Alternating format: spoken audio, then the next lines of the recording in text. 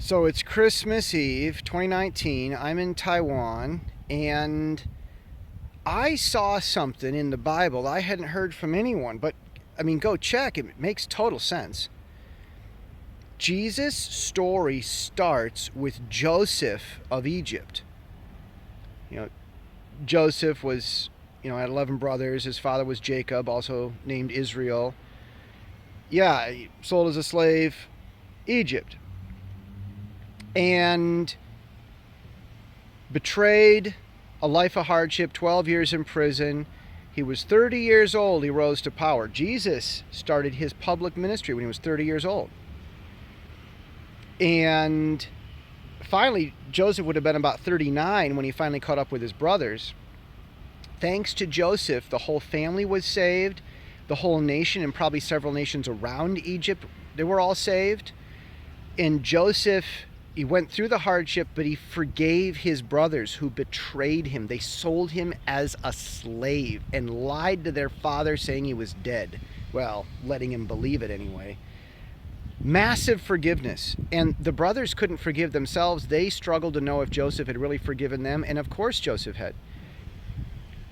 And the interesting thing is that this is how the book of Genesis ends, with Joseph telling his brothers, you meant it for evil, but God meant it for good. That's the book of Genesis. And that's how the book of Genesis ends. It's a story about Joseph.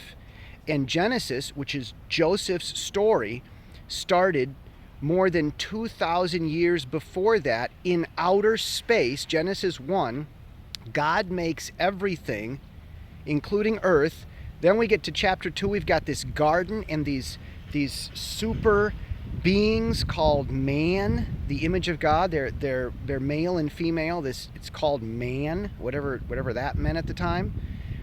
Chapter 3, this evil celestial being comes along, Satan, whatever, this serpent, Gadriel, whatever his name was, and that'd be the book of Enoch if you believe that name, Gadriel. Lucifer was invented later in the Catholic Church. That was not his name. But this evil celestial fallen angel serpent thing comes along, lies to the people, deceives them, and they mess up everything. Chapter 4, the first child ever born murders his brother, the second child ever born. And then chapter 5, 6, we get these other celestials, like this serpent fallen angel thing from chapter 3. They come down, they have children, giants, eat everything, eat each other. God has to flood the earth, chapter 6, Genesis, destroy everything because of the mess that these evil celestials, his serpent and his buddies, they made. So we go through that.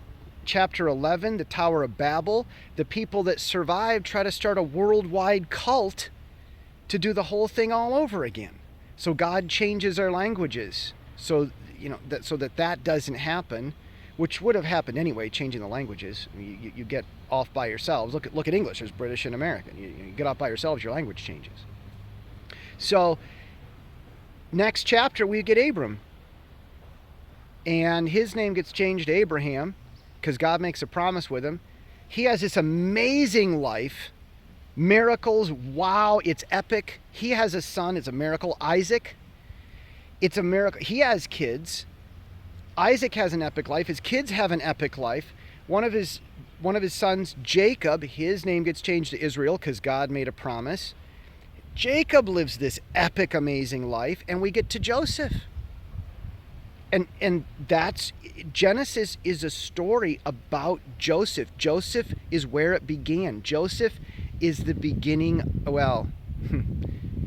he's the beginning of the whole Bible story, but he's really the end of the beginning. And Joseph forgave his brothers who betrayed him and saved everybody. Well, just before Jesus was betrayed by Judas, he said, I no longer call you servants, I call you brothers. So technically, Jesus was betrayed by a brother, just like Joseph. Jesus went through great hardship, but he forgave and came out the other side, and not in spite of it all, but because of it all, just like Joseph went through that. Because they went through that, Jesus saved everybody because of the cross. The only reason we go to heaven and not hell is because of the cross. What should be, okay, that's fine, but what should be, whether we should go to heaven or hell, those who should go to heaven, if you want to call it that, only go there because Jesus died on the cross.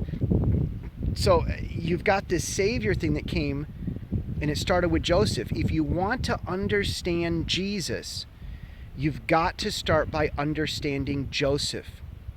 Joseph is a foreshadowing of Jesus as a Savior who comes in like this and just saves.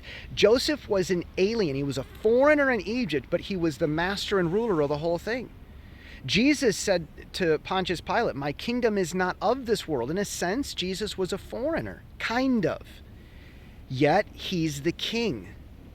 He's the ruler who brings peace and saves everybody because he forgives and he knows how to lead and he gives justice. Jesus is a lot like Joseph. And if you have any doubt, any question about whether the Bible kind of teaches this, think about the fact that Mary's husband, Jesus' stepfather, his name was Joseph. God knew what he was doing, and he wanted us to know. 2019 from Taiwan. Merry Christmas.